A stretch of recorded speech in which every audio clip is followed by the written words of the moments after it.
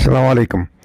پاکستانی یہ جو خان صاحب مارچ کی بات کر رہے ہیں تو اس میں یعنی کہ دو چیزیں ہیں۔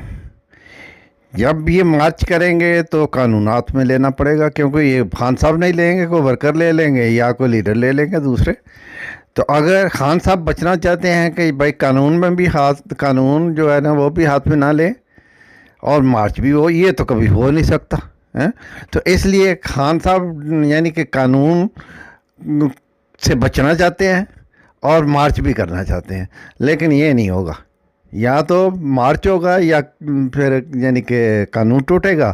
تو اگر قانون کو بچانا ہے تو پھر مارچ نہیں ہو سکتا، تو پھر مارچ میں ہی جا کر ہوگا ہے۔